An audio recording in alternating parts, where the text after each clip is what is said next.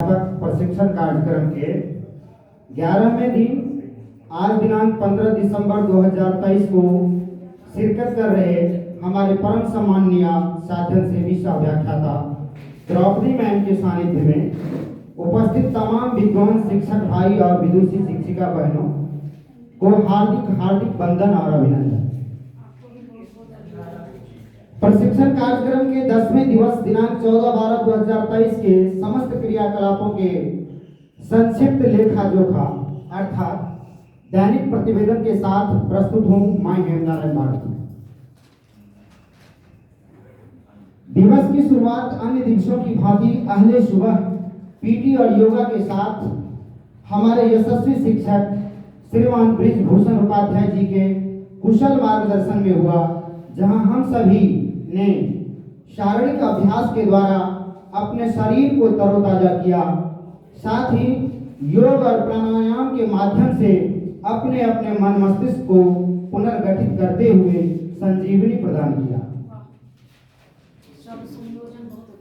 प्रथम सत्र में हम सभी इसी सदन में पहुंचकर हमारे सम्मानित साधन सेवी प्रियरंजन सर के सानिध्य में चेतना सत्र में भाग लिया।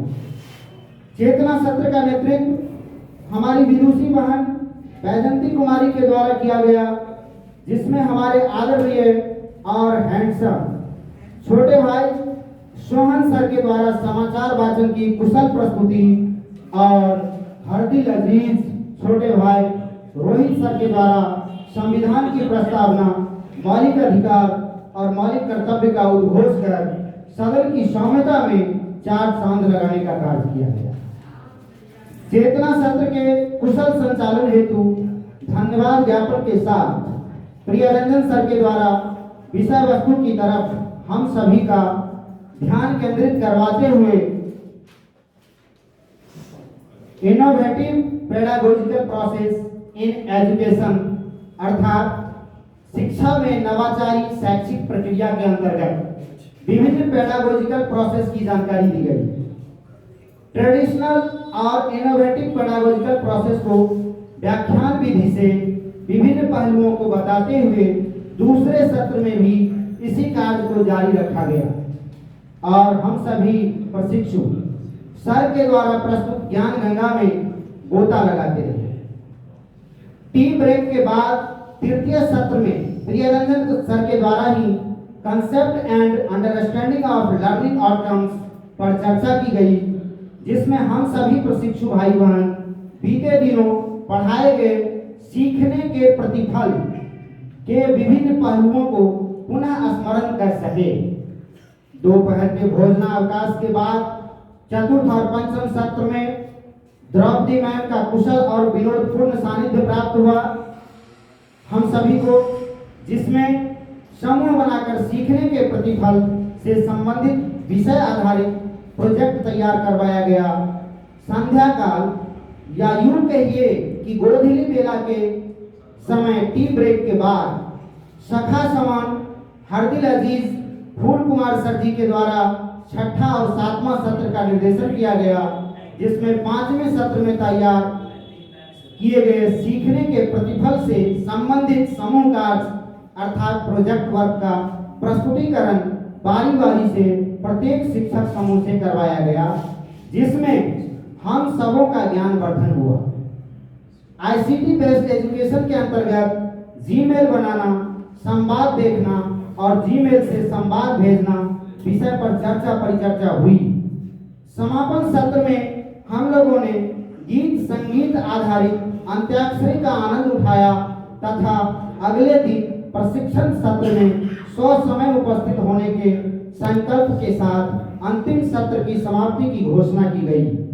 रात्रि भोजन लेने के उपरांत विश्राम हेतु हम सभी अपने अपने शयन कक्ष को प्रस्थान किया। संकलन व संपादन हेमनारायण भारती। धन्यवाद। एक बार तीन ताले बहुत बहुत सुंदर से प्रस्तुतिकरण इनका लाजवाब रहा। तो इसके लिए 3 ताली नहीं बल्कि 5 ताली दिया जाए तो काफी। 1 2 3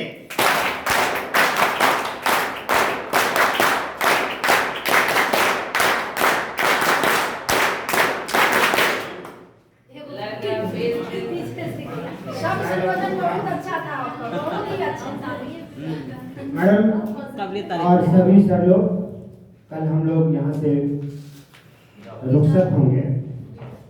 उससे पहले मैं एक बात बताना चाहता हूँ। सारे लोग यहाँ विद्वान हैं, विदुषी हैं, सबकी गरिमा और मर्यादा समान है।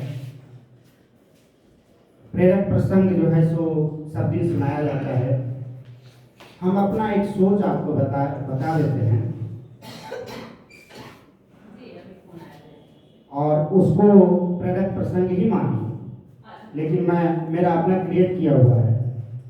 जीवन में दो प्रकार का ज्ञान होता है, अक्षर ज्ञान और सहज ज्ञान।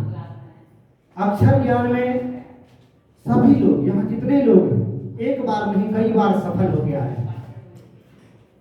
और अब जो जिस जगह पर हम लोग जा रहे हैं वहाँ सहज ज्ञान का इम्तिहान ज्यादा होगा। सहज ज्ञान का मतलब आपके अंदर से उपजा हुआ ज्ञान जो आपके विपरीत परिस्थिति का सामना करने में मदद करे। वो परिस्थितियां आपके विद्यालय में भी हो सकती है, आपके परिवार में भी हो सकता है, आपके दाम्पत्य जीवन में भी हो सकता है। बहुत नए लोग हैं जिनका अभी दाम्पत्य जीवन शुरू होने वाला है, बहुत लोग जी रहे हैं। उनको भी कुशलता पूर्वक जीना हमारी कारीगरी होगी, हमारा काबिलियत होगा। और जब हम कुशल दाम्पत्य को जिएंगे तब हम बाहरी परिस्थितियों, देखिए प्रतिकूलता की कमी नहीं है, चाहे हम कितनों निश्चिंत हो जाए, कितनों हमारे पास पैसा हो जाए, हम कितनों गरीब रहे, प्रतिकूल स्थितियां सबके सामने, चाहे वो अमीरी गरीबी से नहीं आता। उस प्रतिकूल परिस्थिति में निश्चिंत पूर्वक जीने के लिए हमारा घर का माहौल, हमारा दाम्पत्य जीवन,